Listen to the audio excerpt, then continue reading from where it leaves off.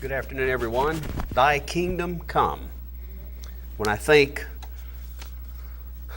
of the heart, my heart cries out for those in Dallas, Texas, those police officers that lost their lives and all their wonderful families and their children, and also the innocent victims in Nice. I can't imagine. We found out this week that there were a boy and his father right from little Austin, Texas down here who were over there out as if we were in a July the 4th celebration watching the fireworks, and here comes this hideous truck down there and kills both of them along with all of those other people. I just buried my head in my pillow the night that I heard of that awful incident and just wept for the families that were victims, innocent victims of such a heinous crime. It is just more than a person can bear at times. And so I pray that for all the families of those victims, both in Dallas and in Nice and others around the country that have been just innocent bystanders that are now going to have to go through the whole process of being without a father or a mother or a sister or brother or aunt or uncle or a loss of a friend. And it's just terrible. It's a terrible world we live in.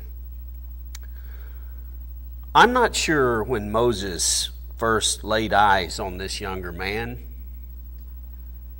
Surely the divine hand of God guided the meeting of these two, for together they would shape the future of the nation of Israel. Even though their lives ran parallel with one another, for the most part of their adult lives they would never meet. Both were born in Egypt, and both had grown up in Egypt. One a prince, the other a slave.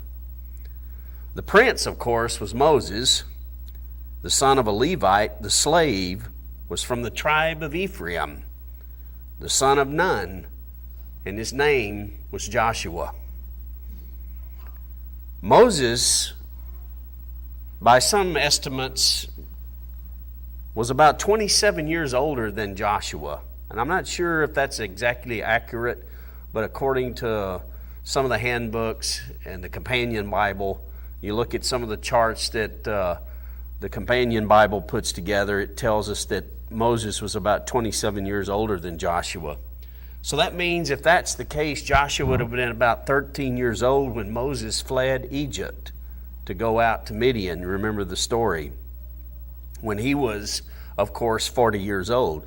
Moses, if you remember too, was about 80 years old when he returned to Egypt at the time of the Exodus. So you have this vision of those actors in the movie The Ten Commandments, but really Moses was actually 80 years old when he arrived back in Egypt for the Exodus. Joshua then would have been about 50 or 53 years old at that time. It must have been around the time of the Exodus that their first meeting took place. Moses must have immediately saw in this young man enormous potential. He had a fiery spirit. He was brazen. He was fearless without regard for his own life. And for a young man, he had incredible vision. Joshua had grown up familiar with the whip of the taskmasters in Egypt. He labored out there in the fields, in the impossible brick fields of Egypt. And all of his life, he must have wondered what freedom was like. He would eventually find out, for he was there and witnessed all the events surrounding the Exodus and their departure from Egypt.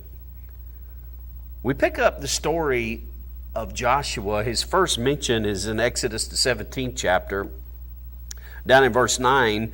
And even though this is the very first mention of Joshua in the Bible, we find out that he is already under Moses' command. Exodus 17th chapter, verse 9, it says, Moses said unto Joshua, choose us out men and go out to fight with Amalek. And that, of course, was the Amalekites. Tomorrow I will stand on top of the hill with the rod of God in my hand. And you know the story, how they went out to battle with the Amalekites, and when Moses would raise his hands up, Israel would win, and when he'd let his hands down, the Amalekites would seem to win. And this battle ensued, and so two of the men that were with Moses, Aaron and Hur, they, down in verse 12, they stayed up his hands, one on one side and one on the other. They held up his hands. And it tells us that Joshua discomfited, or he actually defeated the Amalekites and his people with the edge of the sword. Some have speculated that these Amalekites, or these people of Amalek, were descendants of Esau, which the Bible tells us Edom is Esau. And some have also looked down through the history of mankind and the families of mankind and determined that Esau is perhaps Turkey, which is in the news today. So what is interesting, we were talking earlier before services here, how Turkey is the land of a great deal of historical cities that are mentioned in the Bible. Ephesus, one; Smyrna, Pergamos, Thyatira, Sardis, Tarsus, where Paul was from. All of those cities around the northeastern Mediterranean there are part of the ancient nation of Turkey, which as we were talking before church, we were talking about the descendants of those people in Turkey, how they allied themselves with Germany in World War I under the Ottoman Empire. And so they've had ties with enemies of Israel down through history. And here in the very beginning, we see that they were mentioned here as these descendants of the Amalekites, or descendants of Esau. And you can go back and read that in the book of Genesis down through the history of Esau. Look at their descendants and you'll find out that it mentions Amalek as one of the progenitors, or one of the sons of Esau. He says, and the Lord said to Moses, look down at verse 14, write this for a memorial in the book and rehearse it in the ears of Joshua. So God wanted to make an impression on Joshua, how he was going to destroy these Amalekites from out of their sight. He says, I will utterly put out the remembrance of Amalek from under heaven. And Moses built an altar and called the name of it Jehovah Nissi. And that is a term used for God there. That term Jehovah is actually the word YHVH or JHVH, and they don't know exactly how to pronounce it. Some people claim they know how to pronounce it, but it's where we get the term Jehovah or Yahweh.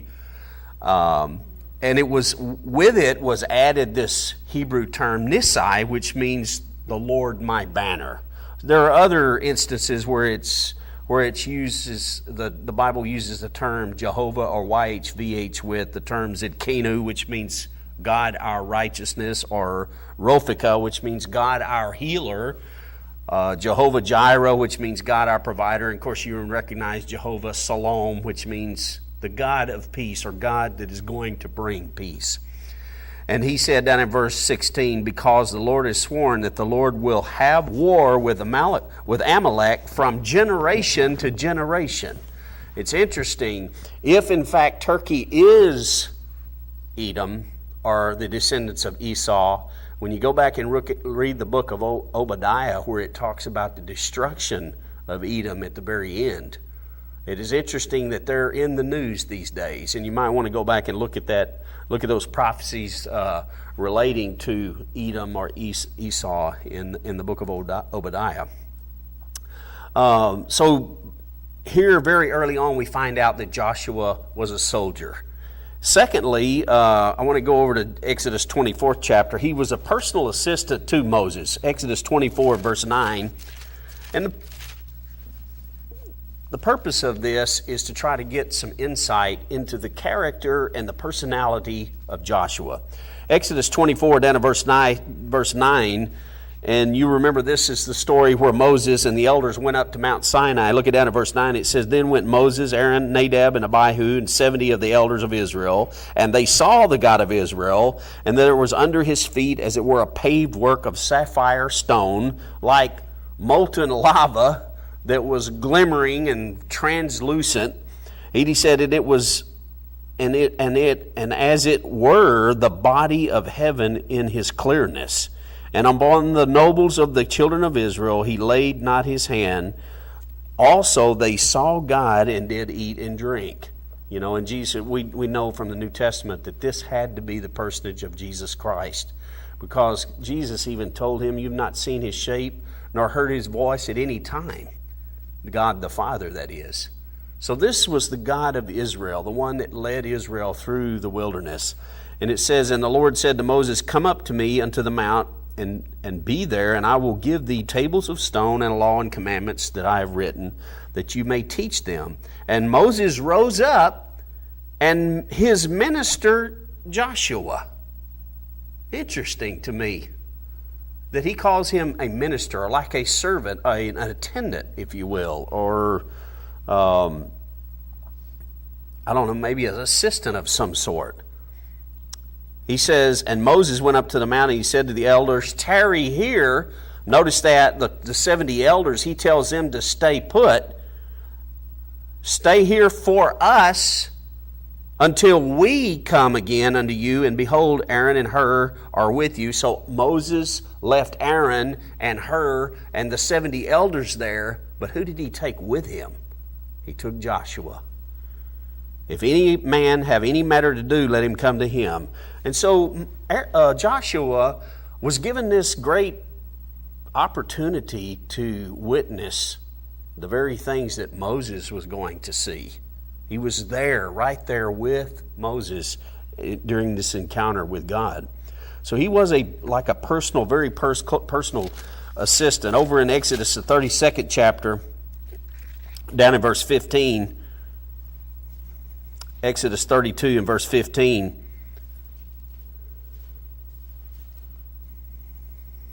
and this is Moses, when Moses was interceding for the nation of Israel. He says, "And Moses turned," let's pick it up in verse 14. "And the Lord repented of the evil which he thought to do unto his people.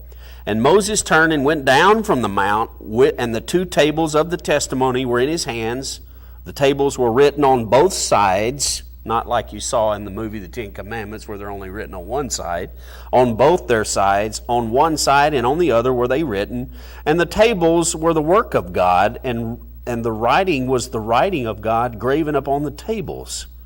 And when Joshua heard the noise of the people," so there again we see that Joshua was there with him, coming down from the mountain with him, "as they shouted, he said unto Moses, There's a noise of war in the camp." Joshua, as I said, was a soldier. And he heard all of this cacophony of noise down there in the camp, and he thought there was war going on. And he said, "It is not the voice of them that shout for mastery, neither it is the voice of them that cry for being overcome, but the noise of them was that sing do I hear." So you know the story, how they came down from the mount with the laws of God. While they were in the mount for those 40 days, the people actually made a golden calf, began to have a sort of a party, an orgy of sorts. And by the time Moses and Joshua came back down from the mount, they had completely gone astray from what God had intended for them to do. And of course, God was about ready to completely wipe them out at that time. And over in the next chapter, chapter 33, down in verse 7, he says, "And Moses took the tabernacle and pitched it without the camp, afar off from the camp, and called it the tabernacle of the congregation. And it came to pass that every one that sought the Lord went out unto the tabernacle out of the congregation which was out without the camp." I hope I have the right scripture there. Yes, it is. And down in verse 9, "And it came to pass, and Moses entered into the tabernacle, the cloudy pillar descended and stood at the door of the tabernacle, and the Lord talked with Moses." So here is another encounter where God is there at the door of the tabernacle. Moses is standing there talking. "And all the people saw the cloudy pillar stand at the tabernacle door, and all the people rose up and worshiped, every man in his tent door." So they were able to see this tabernacle that had been erected in the wilderness. They saw this great pillar come down as God spoke to Moses. "And the Lord spake unto Moses face to face, as a man speaks unto his friend. And he turned again unto the camp. But his servant Joshua, the son of Nun, a young man," that's why I said I'm not entirely sure that Joshua was 53 years old. However, I told you this story. I go in the parts store down here in Kilgore, and this old guy sitting behind the counter, every time I walk in there, he says, "What are you doing, kid?" And the other day I asked him, I said, "When is it that you're going to quit calling me kid?" He said, "Well, how old are you?" And I said, "Well, I'm 55. I mean, when do you stop being called a kid?" I said, "I guess it's like the old saying goes, you never talk about how old you are around people that are older than you are." It's a little pointless, isn't it? And of course, he is a little older than I am, but I joke with him about that, and we have a lot of fun with it. But I guess here it tells us that he was a young man. Maybe in Moses' eyes, he was a young man. I mean, I look at some of the people that work under me in their 30s and 40s, and I guess I consider them young as well. And maybe that's the case here. It says, and he turned again into the camp, but his servant Joshua, the son of Nun, a young man, departed not out of the tabernacle. So he was right there with Moses, witnessing this great event and seeing the very glory of God up close. So he was real close to Moses, a very personal attendant, and it is fascinating to me that he would be that way for 40 years. Never once do we read of Joshua the son of Nun wanting to rise up above Moses. There were other groups that wanted to do that. Never did Joshua do that. Tells me something about his tenacity, his faithfulness, his loyalty to Moses. But as we'll see, his loyalty to God and God's principles. It tells us in Numbers, the 11th chapter. We're going to skip ahead here. As I mentioned these passages here, I went back and read a great number of these references to Joshua. Of course, most of them are in the book of Joshua, and it's amazing to me that there are only a very few mention of Joshua. One that stood out to me was he's not mentioned in the book of Hebrews. You know, when it talks about all the faithful people, the faithful list of all the patriots down through history that were faithful, it talks about Moses in about 4 or 5 scriptures in Hebrews, and it talks about coming through the Red Sea, and it talks about going through the wilderness and all the things that they did in the wilderness, and it even talks about crossing the River Jordan and going and taking Jericho. But Joshua's name is not mentioned. It's almost as if he didn't get the credit in some ways, for what he did, his loyalty. But Joshua didn't need the credit to be put down in ink. He lived it. He lived the life. He didn't have to have that acknowledgement in the credits, because his life was an example of a righteous man. Over in Numbers, the 11th chapter, we skip ahead, as I said, very few references here, but over in the Numbers 11th chapter, just this one point here, it says, Moses went out and told the people the words of the Lord, and gathered the 70 men and the elders and set them round about the tabernacle. And the Lord came down in a cloud and spake unto him. And this is when, remember, Moses said, "I can't take it anymore. I can't handle it." God said, "I'm going to put my spirit upon these 70 elders." And notice what it says. But 2 of the guys were without the camp, but they too began to prophesy along with these other elders that were there around the tabernacle. And Joshua saw this. Well, a young man ran down in verse 27 and told Moses and said, "Eldad and Medad do prophesy in the camp." And Joshua, the son of Nun, the servant of Moses, one of the young men, again, there's another mention of him being a young man, answered and said, "My Lord, forbid them." So he is going to bat here for Moses. It's as if he's a little bit jealous that these men are out here prophesying in the camp without Moses' permission. And so he's kind of standing up for him. He's defending a righteous man. And Moses said unto him, "Enviest thou for my sake?" So he chides him a little bit, and he says, Would God that all the Lord's people were prophets. So Moses really looked at it and said, I wish every one of them would stand up and prophesy. Not only these 70, especially not those two guys that are in the camp. But we get a little bit of insight here of Joshua's loyalty to Moses. He was willing to go to bat for him, and he was willing to stand up for him. And of course Moses said, easy boy, it's okay. You don't have to go to bat for me. I can handle this myself, So as I said, Joshua was allowed this great friendship with Moses and companionship, and also this loyalty that he had for him. And he was willing to defend this righteous man.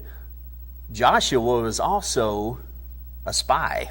I'd like to go to Numbers the 13th chapter, just over a page or two here. This is right after they came out of the land of Egypt. They traveled out in the wilderness. They went up to Mount Sinai, and God was about to give them the promised land. They're there on the brink of getting the promised land. It tells us that they selected all of these men from the tribes of Israel. And you know what? Some of the commentaries say that Joshua's name was not Joshua at this time. You look in chapter 13 down in verse 8, it mentions verse 6, the tribe of Judah, Caleb, which was a close companion of Joshua. Tribe of Issachar, the son of Joseph. The tribe of Ephraim, Oshea. It actually uses the term O-S-H-E-A. Some of the renderings is H-O-S-H-E-A, like Hoshea.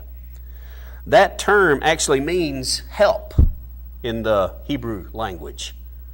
It wasn't until after all of these great events took place in Joshua's life that his name may have been changed to Joshua, which means God's help. Not just help.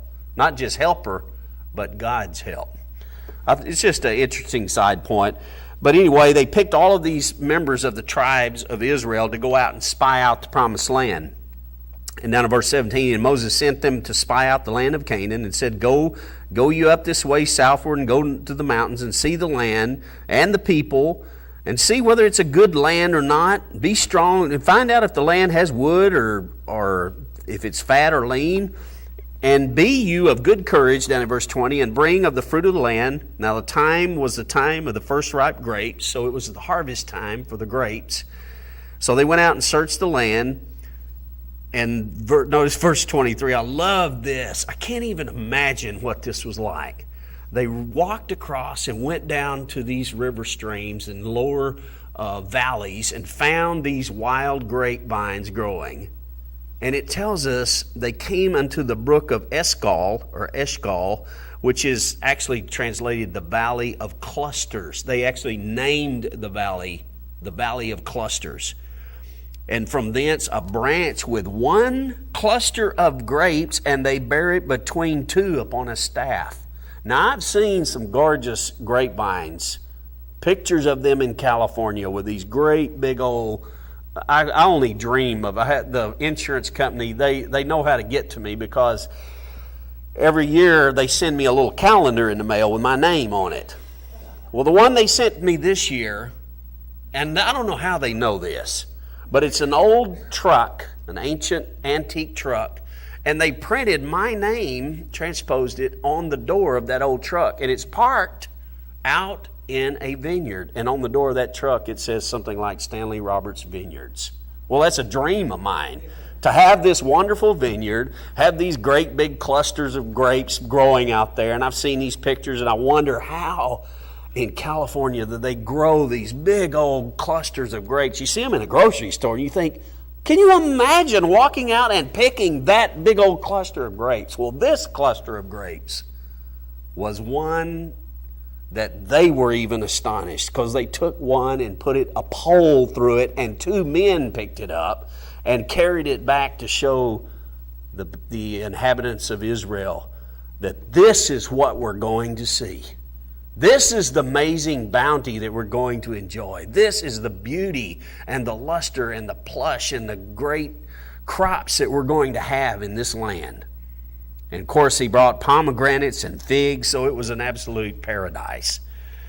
And of course, you know the story down in the rest of that chapter there.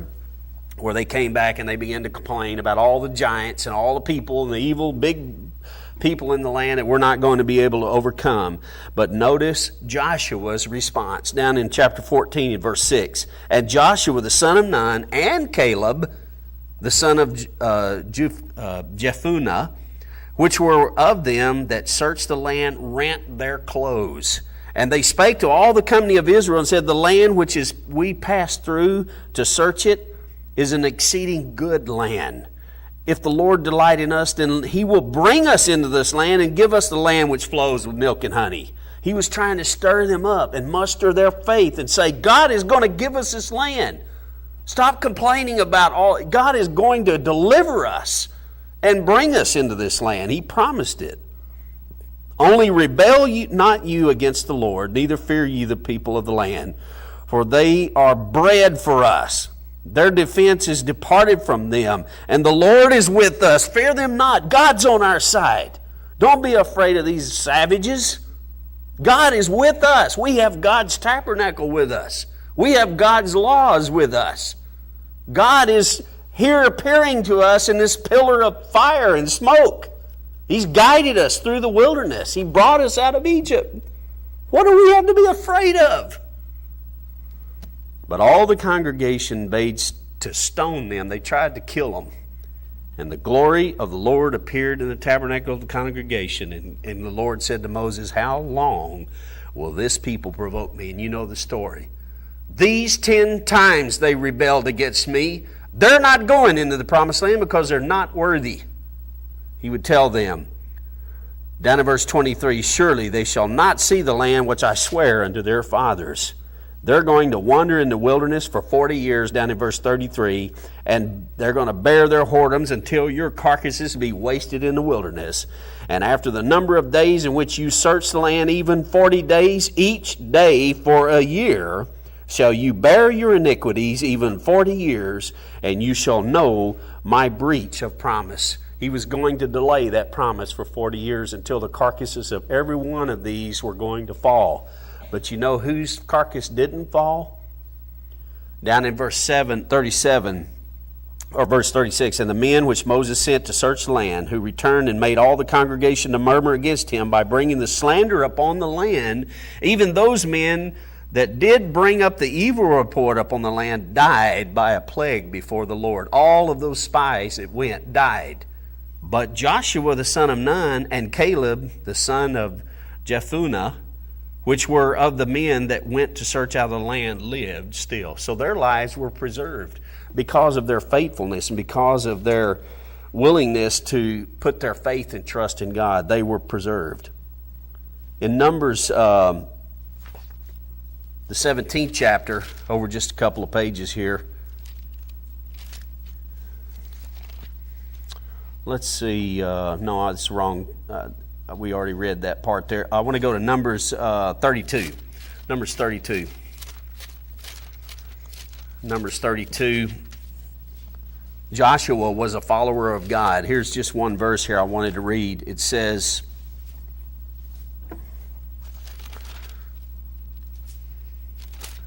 this is when they were at the east of Jordan before they went into the promised land. Notice what it says about Joshua. It says, surely none of the men that came out of Egypt from 20 years old and upwards shall see the land which I swear unto Abraham and to Isaac and to Jacob, because they have not wholly followed me, save Caleb the son of Jephunneh, the Kenizzite, and Joshua the son of Nun, for they have wholly followed the Lord. And so that gives us, again, a little bit of insight into the character of Joshua and what he felt was important in his life. That he was a follower of God, that he served God and obeyed God. We're going to skip ahead now to Numbers 34th chapter. There's so many references here that I could read that are very interesting, but I want to go ahead to Numbers 34th chapter where they're about to divide up the land. And let's notice here who's been given that responsibility. Numbers 34 down at verse 17. And the Lord spake unto Moses, saying, these are the names of the men which shall divide the land unto you, Eleazar the priest, and Joshua the son of Nun. So he was given the responsibility after they go into the promised land. He was going to be the one that was responsible, him and Eleazar, for dividing up the land. Of course, they would pick these children of each one of the tribes to assist them, but he was going to be like a governor in the promised land, and he was going to be over that, over all of that division of the land. In Deuteronomy, the first chapter, and he's not even mentioned in the book of Leviticus, but we'll go over to Deuteronomy 1. Just a couple more references here. Deuteronomy 1, down at verse 37. This is God's punishment to Israel, where Moses explains why he was not going to be allowed to go into the promised land. And the Lord heard the voice of your words and was wroth and sware, saying, down in verse 35, surely there shall not one of these men of this evil generation see that good land which I swear to give unto your fathers, save Caleb, the son of Jephunneh. He shall see it, and to him will I give the land that he hath trodden upon, and to his children, because he hath wholly followed the Lord. Also the Lord was angry with me. Now this is Moses speaking here. For your sake, saying, you also shall not go in thither. You remember when Moses struck the rock? That was the occasion that lost him the promised land. Because he didn't say, God is going to give you this water. He said, I am going to give you this water. And he smote that rock as if he had anything to do with it. And God said, that's going to cost you. He didn't give God the glory of being the leader of the nation of Israel. And he says, but Joshua the son of Nun, which stands before you, he shall go in thither. Encourage him, for he shall cause Israel to inherit it. Moreover, your little ones, which you said should be a prey, and your children, which in that day had no knowledge between good and evil. And again, that's the age of accountability there. Those that were 20 years old and younger didn't know any better. They were allowed to grow up, and those children that came out of Egypt and those that were born in the wilderness were going to be the ones to walk into the promised land. They shall go in thither, and unto them will I give it, and they shall possess it. But as for you, turn you and take your journey into the wilderness by the way of the Red Sea. And another reference there is over just a few pages in chapter 3 and verse 21. Chapter 3 and verse 21, it says, and I commanded Joshua at that time, saying, your eyes have seen all that the Lord your God hath done unto these two kings. This is when they killed those evil kings there right before they went across the Jordan River. So shall the Lord do unto all the kingdoms whether you possess. You shall not fear them, for the Lord your God, he shall fight for you. And I besought the Lord at that time, saying, O Lord God, you have begun to show your servant your greatness. And boy, had he ever. He was about to give them the promised land. And a mighty hand, and what God is there in heaven and in earth that can do according to your works and according to your might? This is Moses. I pray you, let me go over and see the good land that is beyond Jordan, that goodly mountain and Lebanon. But God said, no, you can't go. But the Lord was wroth with me for your sake, and he would not hear. And the Lord said, let it suffice thee, speak no more unto me of this matter. It's a sad moment in Moses' life, isn't it? That all of his days he had dreamed of going across that and into the promised land, that he wasn't going to be allowed. Deuteronomy, to finish up here, Deuteronomy 31. We'll go over to the end of Deuteronomy here and we'll wrap it up here. Deuteronomy 31 and verse 1. Moses said, I am 120 years old this day. I can no more go out and come in. So he was getting elderly here. And he said, the Lord has said unto me, you shall not go over this Jordan. And the Lord your God, he will go over before you, and he will destroy these nations from before you, and you shall possess them. And Joshua, he shall go over before you as the Lord has said. And of course, he gives this whole litany of reminding the nation of Israel that they're to obey all the laws that God and the commandments and statutes that God had given them. And he goes and reminds them to not rebel against God because he was their deliverer. And over in chapter 34 and verse 9, chapter 34 at the very end here, he says down in verse 9, "And Joshua the son of Nun was full of the spirit of wisdom, for Moses had laid his hands upon him, and the children of Israel hearkened unto him, and did as the Lord commanded Moses. And there arose not a prophet since in Israel like unto Moses, whom the Lord knew face to face. And all the signs and the wonders which the Lord sent him to do in the land of Egypt, to Pharaoh, and to all of his servants, and to all the land, and in all that mighty hand and all that great terror which Moses showed in the sight of Israel." And so here Moses anoints Joshua to be the leader of the people and to go on into the promised land. I want to read just here for our final scripture here, the first chapter of the book of Joshua, just a few verses here, and let's see what God said to Joshua. It says in chapter 1, "Now after the death of Moses, the servant of the Lord, it came to pass that the Lord spake unto Joshua, the son of Nun, Moses' minister, saying, Moses my servant is dead. Now therefore arise, go over this Jordan, you and all this people, unto the land which I do give to them, even to the children of Israel. Every place that the sole of your foot shall tread upon, that have I given unto you, as I said unto Moses. From the wilderness and this Lebanon, even unto the great river, the river Euphrates, all the land of the Hittites, under the great sea, toward the going down of the sun, shall be your coast." All of that nation where they had spied out. "There shall not any man be able to stand before you all the days of your life." Can you imagine a promise given to such a man?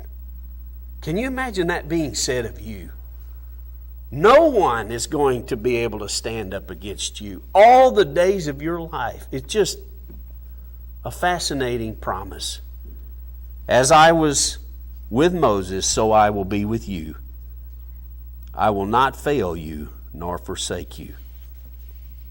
And of course, we read at the very end of the book of Joshua how when he died, the people followed God even up unto the point of the death of Joshua, but also all the men who were under Joshua until their death, the people continued to follow and obey God because of the great example that he had put in place, the systems that he had put in place, the kind of character that he had, and the example that he had set.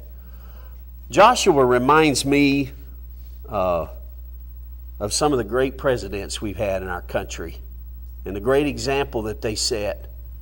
And upon his death, it tells us that there was a great mourning in the land for Joshua. When we look at the life of Joshua, it is one that is astonishing indeed. From his life in Egypt, having been a slave, he became a servant of Moses and diligently served him for 40 years. He was a confidant. He was a minister. He was a brilliant military leader. Go back and read some of the battles in which he was commander. He was capable of being a spy. You know, a spy has to have great confidence in himself in order to conceal their identity. And yet, he truly was a commander and a leader, a governor and a statesman. He was not afraid to speak the truth, to speak his mind. His character was such that any country would desire such a leader. He was a type of Savior, and some of the commentaries will compare Joshua with Jesus Christ. And it is no accident that his name Joshua in the Hebrew, when translated into the Greek, is Isios, which is actually the name Jesus in the Greek. I can't think of a better man to lead the nation of Israel, one who possessed the very character of Jesus Christ. Wouldn't you love to read his autobiography Now that would be something else, wouldn't it?